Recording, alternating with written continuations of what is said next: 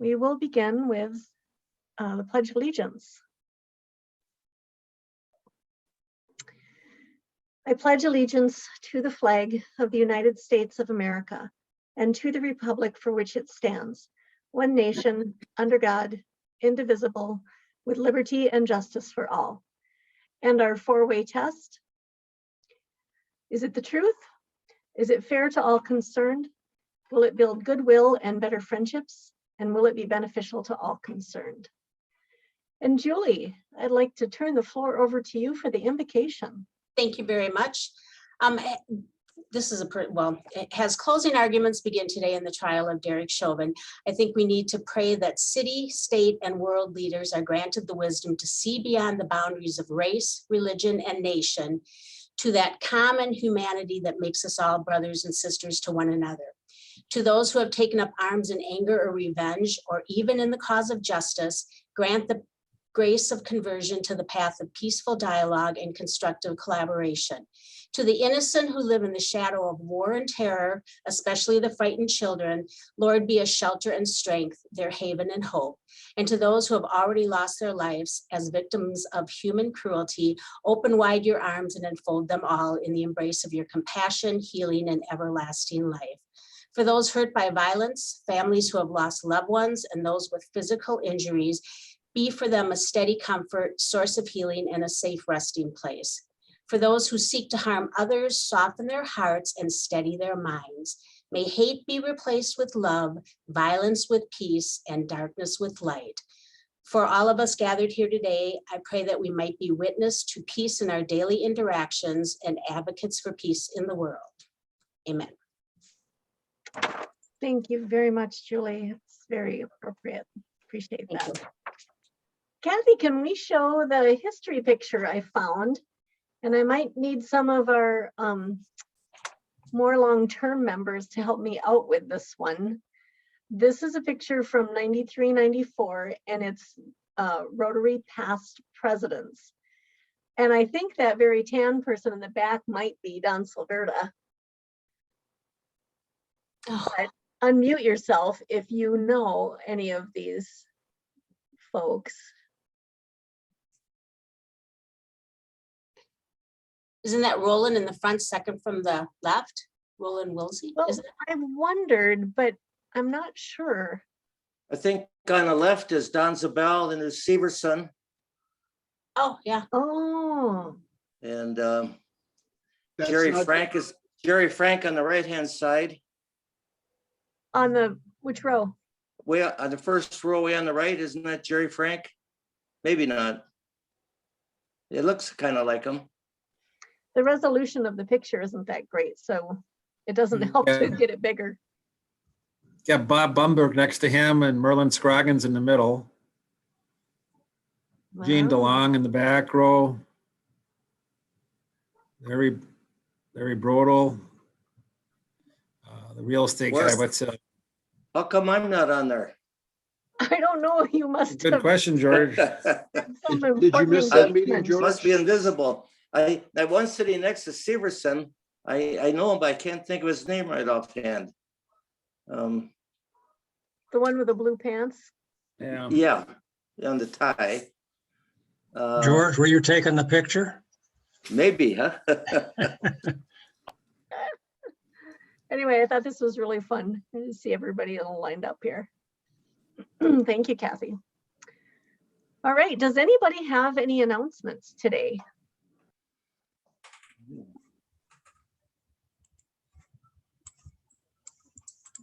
All right, I tell you, oh, Dave, did you have your hand up? Yeah, go ahead, Dave. Okay. Yeah, just for people that want to volunteer. For people that want to volunteer, there's a couple opportunities coming up. One is April 29th. We are going to clean out the rain garden at the Rsvl Arboretum from 11 to noon. So there'll be a Sign Up Genius link being sent out here soon for that. And on May 8th is a Saturday. We're going to do the Snelling Avenue cleanup. As usual, meet at the Grumpy's at 9 o'clock, and we will clean up Snelling Avenue. And we'll get to wear our Rotary People of Action safety vests that we just got recently. So if anyone that wants to volunteer, there's a couple opportunities coming up here. Thank you very much. Families are welcome too to clean up. Probably not little kids because Snelling's pretty busy, but I don't know. Is there an age limit, David? 16. Yes, 16. We can sign a waiver, but without the waiver, it's over 16. Okay. But we should stay above 16 though if we can. Al Al's got his Jardine hand has, up. Yeah, Al, go ahead. Thank you. Yes, I don't know if it has been mentioned, but one of our past club presidents, Bruce Richards, passed away here some over a week ago. No, And I haven't then heard. some time back, Jerry Lee, another longtime member of our club, passed away. Well, thank you for letting us know. Madam Chair, Deb, Yes. I don't Mary know Jo. I don't know if Lynn is going to say something. Maybe we're on the agenda later, but I just want to say what a great crew we had on Saturday cleaning out the garden at the Y. Lynn is such a great organizer, and David picked up the tiller, and Ted is amazing, and Galen came and helped, and who I'm forgetting who else came. Anae came. So it was a great, and I was there. Great crew of us cleaned out the YMCA gardens, getting ready for planting. So good job to the whole team. I just thanks Lynn and Dave and Ted and Galen and Anae. It was a great morning. Yeah, and thank you, Mary Jo, for bringing all the plastic bags for the mints. We had lots of mint. We had lots of mint there. So I had bags in my car. I was bringing them to my sister for her dog. So that was good. Awesome. Well, I did want to make one little announcement. Thank you, Jenny, for the reminder. Hyun Kim has decided to step out of Rotary for a while. She's got a lot of irons in the fire, and she's busy doing good in the world all over the place. So we're going to miss Hyun. She was a great, powerful addition to our club, and she brought us Sheridan stories. So every meal now. And we're grateful for that way to contribute to the local community. So just wanted you guys to know that. Yeah, she's going to be missed. All right. I think we've got time to do some happy dollars. We haven't done that for a while, so keep track of what you're going to share, and we'll get that to Kathy when we get together. Who's got a happy? Oh, Jan, your hand is camouflaged in the wall. All right, go ahead. Anyway, I will put in 5 happy dollars for the turkey call that I did earlier. That was great. Because in fact, it was just my fun experience to be able to go out and walk in our parks of Rsvl and find this kind of stuff just happening. But I also managed to go out and hit some golf balls yesterday for the first time in over a year. Matter of fact, over a year and a half. And I did not have one of those S shots, which are the ones that go kind of sideways. And I feel pretty good. So that's another $5. Sweet. What about the duck update? Daisy duck is on the nest sitting there right now. We're not sure how many eggs are under because she covers them up and goes out and parties every night. We're not quite sure about Daisy, but we think she's having a good time. By the way, we forgot to mention 5th is fun in a Rotary 4-way test. Oh, yes. And I think Daisy is working on the 5th one right now. If you don't know, we have been posting on Facebook our Daisy Duck adventures every day. Kim is becoming a duck grandmother. Wow. I guess that's another $5. Thank you. Great job. Thanks, Julie, or thanks, Deb. I wanted to comment on Julie's great prayer. Thank you, Julie, for such a really relevant reflection.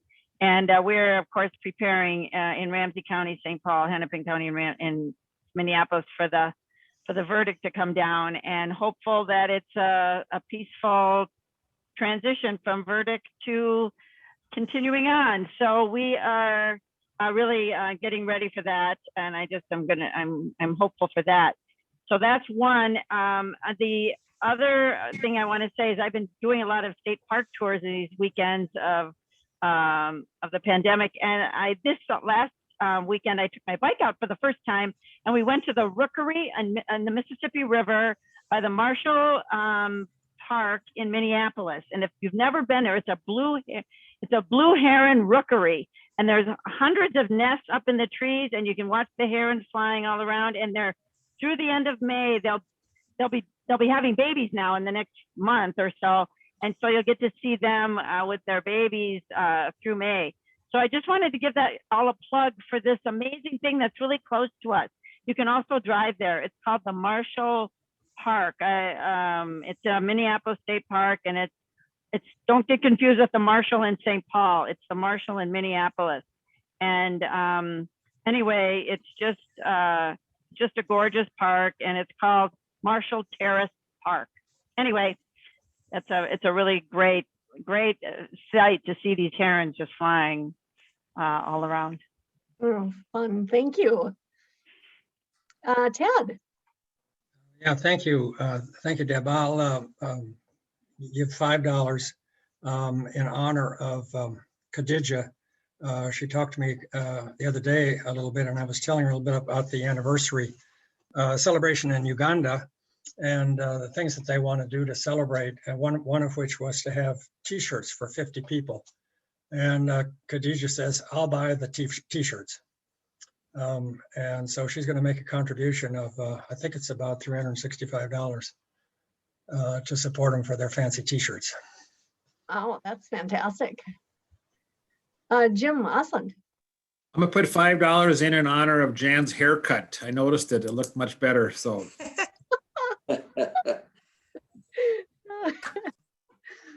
That's good. All right. This time, I will turn it over to Madam President-elect Jenny Hedal. Would you give us an introduction of our speaker today? Absolutely. We have Brent here today with us, and he's joining us from USGBC, and he's a project manager with the Minnesota community. In this role, he is responsible for cultivating member sponsors, which include planning and overseeing events and programs, including the Impact, identifying new fundraising strategies, recruiting volunteers, and supporting social and environmental justice projects. So Brent, go ahead and take it away and tell us all about what you're doing today. Awesome. Thanks so much, Jenny. And thanks to all of you for having me. I do have a presentation that I'm going to pull up real quick. So let me get my screen shared.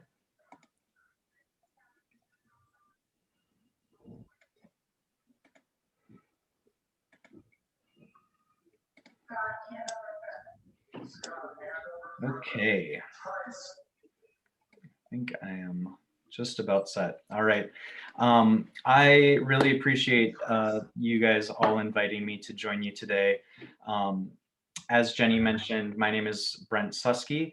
I've actually had a promotion since my bio, so I'm now the Associate Director for Market Transformation and Development with the U.S. Green Building Council, or USGBC. My background is in architecture and nonprofit management. And at USGBC, I support a variety of initiatives, as Jenny mentioned, both in Minnesota and across the Midwest. I work with some amazing volunteers that support the advancement of green building programs, develop technical education, and advance our chapter through membership and sponsorship. Again, I want to thank all of you for inviting me to present to your group today. I want to send a special thank you to David Cray, who's the chair of our board with USGBC Minnesota, and who helped to make this connection. And I wanted to just encourage all of you to feel free to jump in at any point if you've got questions for me, or add those to the chat. I think that there's a chat function with this call, and we'll definitely have plenty of time to answer questions at the end. So today I'm going to be talking about the sort of second generation vision of USGBC, healthy people in healthy places equals a healthy economy. So before I dive into that, a little bit about the US Green Building Council. We are a 501c3 nonprofit organization. We're committed to a prosperous, healthy, and sustainable future through our programs and initiatives that save money, reduce carbon emissions, and contribute to more healthy and equitable environments. Our mission is to transform the way that our buildings and communities are designed, built, and operated, enabling an environmentally and socially responsible, healthy, and prosperous environment that improves quality of life. So, our vision. In 2020, we embarked on the second generation of our organization. We've expanded our vision to recognize the essential work of making the future better for all. We believe that healthy people in healthy places is the fastest way to build a healthy economy. The pandemic has certainly presented us with extraordinary challenges for both individuals and communities alike. And these challenges will only be in vain if we fail to move forward in seizing opportunities that are now presented to us. We're hoping, as I'm sure all of you are, that the pandemic is a once-in-a-lifetime crisis. As such, it presents us with a once-in-a-lifetime chance to fulfill our vision by asking the right questions and discovering the most equitable, inclusive, and innovative solutions. So what sort of questions are we asking? We're asking ourselves, how will we build a healthier, more sustainable future for current and future generations to honor the lives that we've lost over the past year? How will we rebuild our economy and replace unprecedented job losses around the world? How will we remain resilient against future threats to our global health like climate change? And how can we ensure the trust of people have in feeling safe and healthy in the spaces where they live, work, learn, and play? So all of these questions provide purpose for our organization as we envision its future. Again, healthy people in healthy places equals a healthy economy answers the question of why we do our work. So if our vision offers the why, I also wanted to share our pillars. This is sort of the how of how we do our work. The pillars are the lens or the framework through which we analyze our work to achieve our vision.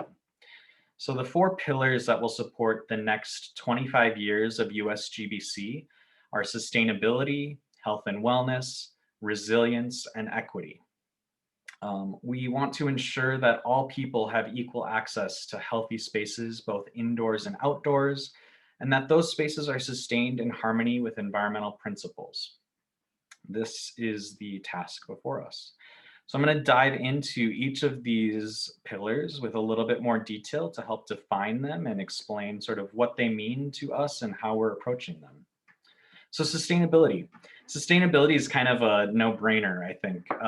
Obviously, US Green Building Council sustainability is going to be, and really has always been, a strong and visible pillar for our organization. But unlike any other moment in the history of the organization, the current crisis is requiring us to reimagine the spaces where we live, learn, work, and play. And it's helping to accelerate not only environmental sustainability, but sustainability in a more holistic way than ever before. So as we change, and as the world around us changes, how we think and talk about sustainability should change as well. Focusing solely on reducing energy and water use or natural resource depletion is no longer enough. Sustainability must be talked about as a solution, one that includes a focus on resiliency, health, and social equity. We've been too precise with how we've talked about sustainability in the past, and it's not any longer about doing less bad. We have to do more good if we're going to be able to achieve a regenerative future. And this is sort of what leads to our 3 other pillars. They all sort of stem out of this work in sustainability. So when considering health, we take into account not only the health of individuals that occupy our buildings and communities, but also the role the built environment plays in supporting public health, social health, environmental and climate health, as well as outlined before through our vision, economic health. Health in all of our systems ensures that they and we are all operating at our peak as often as possible. The pandemic has certainly underscored the role that buildings and communities play in supporting our health and has made our beliefs stronger and our mission more vital than ever before. We don't have to choose between public health and a healthy economy. The future will require both to thrive. Moving forward, we'll prioritize our efforts to build people's trust that their spaces are healthy and that they have a positive impact not only on them, but the economy at large. So when we think about resilience, it's the ability of the way that sort of we think about this, because I think resilience is one of those terms that we've all heard and everyone sort of has a different definition for it. But we think about it very broadly. It's the ability of our buildings, our environment, our social and economic structures to recover from short or long-term disturbances. The hope is that they are able to bounce back in a more strong and robust way than before. And resilience should be flexible. It should help us and our systems return to a previous state, or it may help to encourage adaptation and adjusting to a new normal. Whatever the case, resilience is a process that brings us back to a state of well-being. In the context of the pandemic, the social unrest that our communities have experienced, environmental disasters that continue to happen across the world at increasing rates, and other challenges that are all impacting us in new and other challenges are all impacting us in new and previously unthinkable ways. So remaining resilient both in business and in life will require every industry and every individual to adapt at a pace we might never have thought possible. Finally, equity. It's no secret that the pandemic is causing some of our most vulnerable among us to feel the gravest impacts of the pandemic. And we know that people are at the heart of sustainability. People are at the heart of our work and everything that we do. Buildings and communities are for people. Events of this year and beyond have brought home even more strongly the importance of committing to values of equity, diversity, and inclusion. We cannot claim to truly be achieving sustainability in our cities until everyone is included, until everyone has access to a safe, healthy, environmentally friendly space to live, work, and learn. So I talked a bit about our vision. I've talked about how our pillars sort of fit into that vision and sort of the lens through which we will achieve our vision. And now I want to talk just a little bit about some of our initiatives that outline what we're doing to support the transformation of our communities. Our initiatives are the programs and activities that our organization offers. They're implemented through the lens of the 4 pillars and help us to drive transformation of our communities in support of our healthy people and healthy places equals a healthy economy vision. So the primary and most widely recognized program that USGBC offers is LEAD, Leadership for Energy and Environmental Design.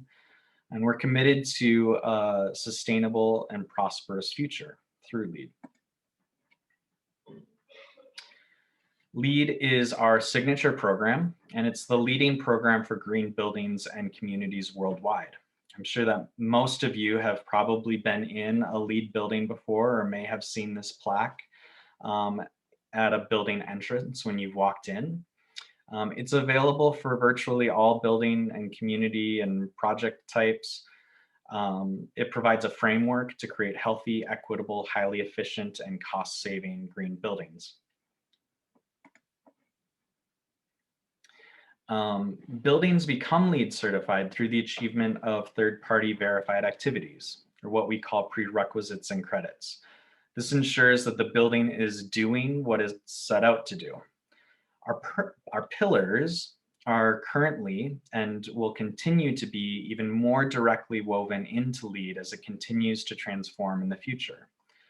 Projects can achieve credits like resilient design, tying directly to our resilience pillar, indoor environmental quality, which has an impact on health, social equity in the supply chain, which is tied to equity, and transparency disclosures for environmental product declarations, which ties very closely to sustainability.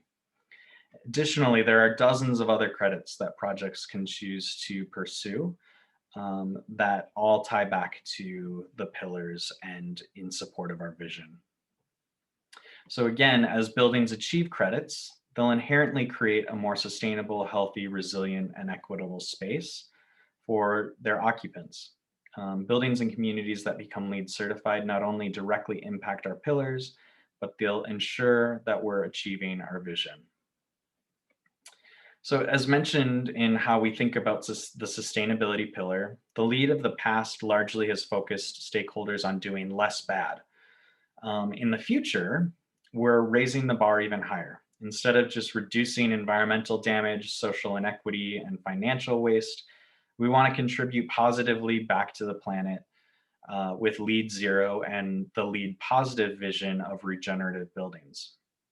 We'll push the market to imagine a new level of performance in green building. So in order to start measuring performance impact of buildings to help ensure that they're able to achieve this zero, positive, and regenerative aspiration, we partner with a software platform called ARC. ARC is a state-of-the-art platform that helps to collect, manage, and benchmark building data to improve sustainability and healthy building performance. It's available and free to all buildings, not just those that are seeking LEED certification. It's an awesome way for buildings to track their holistic sustainability performance. Another one of our initiatives is credentialing. So in addition to certification for buildings, we offer credentials for individuals. These credentials highlight and differentiate green building leaders in our communities through the LEED Green Associate or LEED Accredited Professional suite of designations. This year, we're supporting 500 individuals in underserved communities by helping them to develop their expertise, obtain and maintain their LEED Green Associate credential. Our hope is that by building a workforce of green building experts, we'll advance career prospects and accelerate the transition to a clean energy and healthy economy. I also wanted to share our Green Apple program.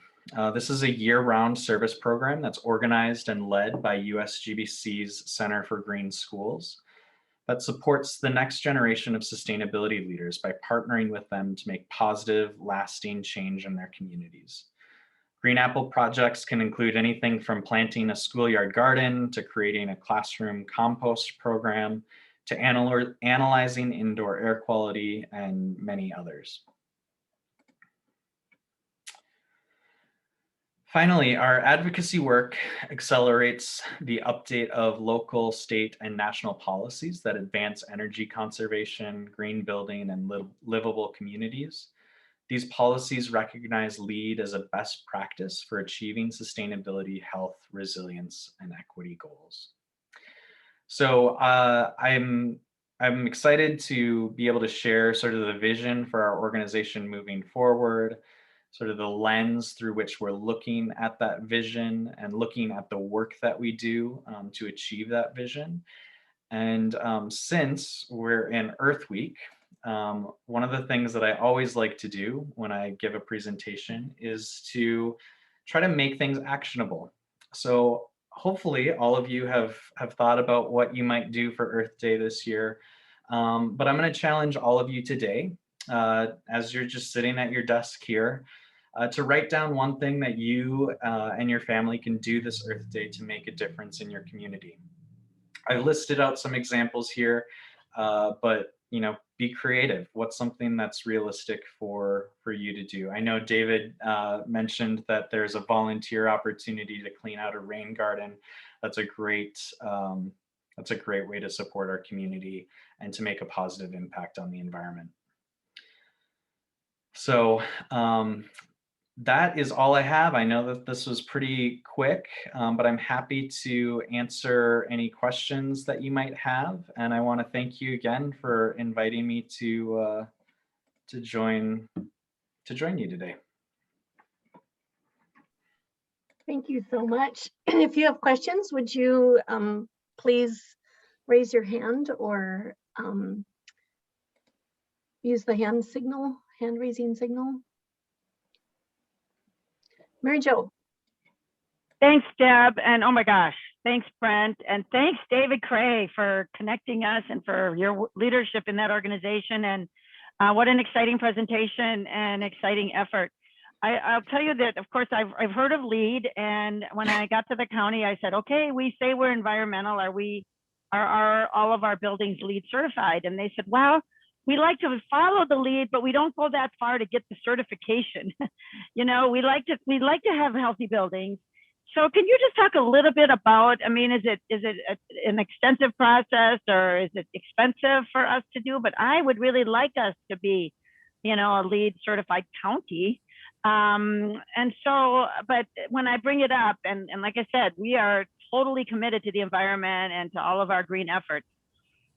Can you just talk a little bit about how an entity would be, is that appropriate for like a public entity to be certified, or is it just businesses that are that way? Absolutely, no. We work with city, county, regional government groups all over the country. And actually we've started a new program that's called LEED for Cities.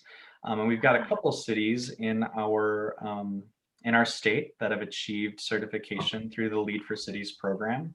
That program's all run through our ARC platform, actually. So it's all performance-based, looking at the existing transportation infrastructure, the existing energy infrastructure, and helping those cities understand what improvements can be made over time to increase the number of points that they're achieving in those performance areas for the purposes of certification, should they choose to. One other cool way that we've been working with city and county governments is actually through ARC. Like I said, it's completely free for buildings to get entered into ARC, which is great. Obviously, there's a cost to the time that people need to invest in managing the data, but it's a tool that's fantastic for this purpose because it allows large portfolios to measure against themselves. So you can have multiple buildings, like you could have all of your county buildings in ARC, and you could see how each of them is performing in the different performance categories. So if you had a building that was severely underperforming in energy, you're like, okay, that's the next building that we need to focus on to make improvements there. If you have a building that's underperforming in transportation or indoor environmental quality, you can focus on making improvements specific to that building. So that is really cool, and it doesn't require any upfront cost. If there is an interest, or if if your buildings are achieving a level of performance that allows you to pursue certification, you can then go through that process through the performance path. So thank you. Pretty cool. Thank you. Mm-hmm. Jan Vanderwall has a question. I just wanted to point out that the Ramsey County Library in Roseville is a LEED Gold certified building. And I think that the library board has been able to take that action, Mary Jo, that you're trying to get the rest of the county to take as a part of Ramsey County. Thanks, Jan. Thanks, Jan. I wanted it. Yeah, I appreciate that distinction, right? We're hopefully doing it in some of our buildings. I want us to do it everywhere, but thank you. That's great. Yeah, Okay, I should have taken some time to look up all the buildings in Roseville that are certified. I could have thrown up a quick list so that you guys could see that, but I probably can pull it and send it to your team if anyone's interested in taking a peek at that. All right, Ed has a Thanks. question. Go ahead, Ed. Yes, hi, thanks, Brent. Yeah. Say, I'm a lead accredited professional, so we certainly practice the design. Last week, I had an opportunity to sit in on the award ceremony for Best of B3, which is Minnesota's benchmarking for buildings, and buildings that are funded with state money are required to meet the B3. Gosselin and Moore had a project in there, but one of the things that I was pleasantly surprised to see is the city of Roseville was awarded Best of B3 benchmarking for local government. So certainly Roseville has been out front in that regard.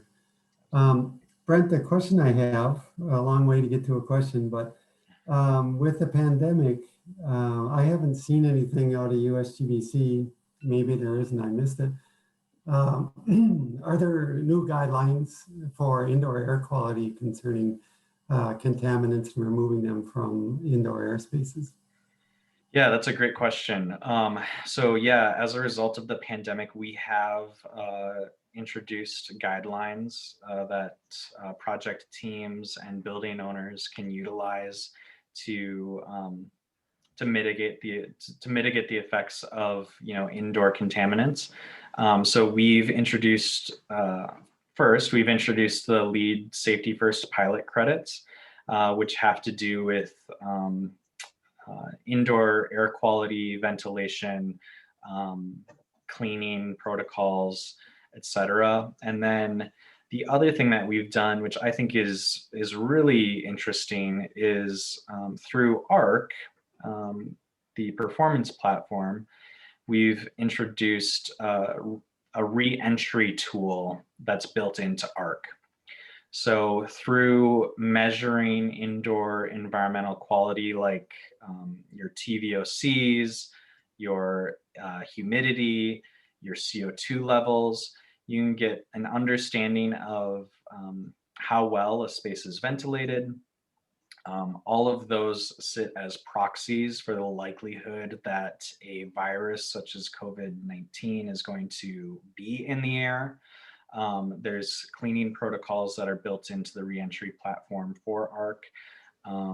And there's also a survey that's tied to that for building occupants to make sure that they understand the protocols, because it's just as important that that your employees or the building occupants feel safe and comfortable re-entering a space and inhabiting it.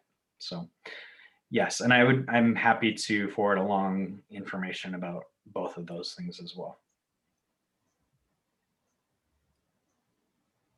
Thanks, Ed. So you're with Gaussman? Did I pick up on that? Wonderful. Yes, that's correct. That's yes, correct. wonderful. David Cray has a question. Go ahead, David. Yeah, I just want to mention that Roseville City itself is actually part of the Green Step. And Lynn and I were talking about this, part of our green team. We looked it up, and they've been a Green Step member since 2011, I think it was, and they're on step 4 right now, which is pretty high. So they've been pretty successful. I know they have solar array over at the city campus. They have geothermal heating the oval and the ice arena over there. And obviously we work with Ryan Johnson, who is their environmental specialist on our Taste of Rose Fest for zero waste. So they're quite involved with environmental concerns and sustainability. So it's good to see that they won an award. Just wanted to mention that. Yeah, absolutely. Ted. Yeah, what are the green steps? Can you explain that more? That's a different program than USGBC, but it's a Minnesota run. It's like B3, like you're talking about. Cities sign up, and then you have to go out. It is really in depth. There's it's not just energy. You have to look at, if you go to Roseville's website, they'll actually show you where they're at and what they've accomplished and what they have to get to still. It's pretty in depth though. It's, I'm adding the link to this in the chat. okay. Ted, you can check Green Step Cities out. It's run by the Pollution Control Agency. And Lynn has a question. And I was just going to add to that. Thank you, David, and thank you, Brent, as well. There is a wonderful web page on the City of Roseville, and so if you log into City of Roseville and put in Green Step program, you'll see the history of it, what steps they're on, what they're doing to go through those steps, and the connection, as Brent just gave us, to the Green Step program. Brent, thank you so much. This is so good to hear. My brother is an architect in Hennepin County, and he's LEED certified. So I've heard of this before, but not to this extent. So I appreciate that. Is there a comparable thing, or do you work with residential in any way? And part of the reason I ask that is I'm looking at buying a home maybe in the next year. And one of my major concerns is around how it fares with the environment. And I know you talk about buildings and city buildings. So just wondered what the connection would be with residential, or is that another totally other program? Yeah, so there are opportunities for single family to multifamily homes to become LEED certified. It's much less utilized than our commercial building program and the programs that we run with governments. But there are a lot of local organizations that do support energy efficiency for single family homeowners. Center for Energy and Environment does a great job putting together, I think in collaboration with Centerpoint and Excel, put together sort of efficiency scores. I can't remember exactly what it's called for homes. And I actually just bought a home for the first time in August, and was very happy to see that I received my home energy score with recommendations for how we could improve that over time. So yeah, there's a lot of great local organizations that have a specific focus on single family home efficiency. Thank you so much. Yeah. Any other questions? Well, Brent, we'd really like to say thank you for being here, giving such a detailed talk. That was wonderful. And let's see, Jenny, would you be able to tell us, oh, before I go to Jenny, I keep forgetting this. We make contributions to the Roseville Rotary Woods in honor of our speakers, and in the Woods and Rain Garden there. And so we'll be doing that on your behalf as well. So thank you so much. Wonderful. Thank you. Appreciate that. Yeah. Now, Jenny, who will we hear from next week? So next week we have Marcus Pope. He's with Youth Prize. He's the vice president over there. And their mission is really cool. So they want to increase equity with and for Minnesota Indigenous, low income, and racially diverse youth. Marcus has been somebody who received the 2020 40 Under 40 award for his leadership and service in the Twin Cities. And Youth Prize really has 3 focus areas: learning and leadership, economic opportunities, and health and safety. So he'll be sharing with us all about what they're doing. Wonderful. Can I just make a comment, please? Yes. Kim Vanderwall, our member, my wife, worked significantly in the development of Youth Prize many years ago. And I will do my best to see her on to the meeting next week. I'm sure Marcus would love it. That'll be I think great. she knows Marcus. Yeah, he's Awesome. Well, thank you all very much for being here. It was good to see you all. And our meeting is adjourned, and we will see you next week.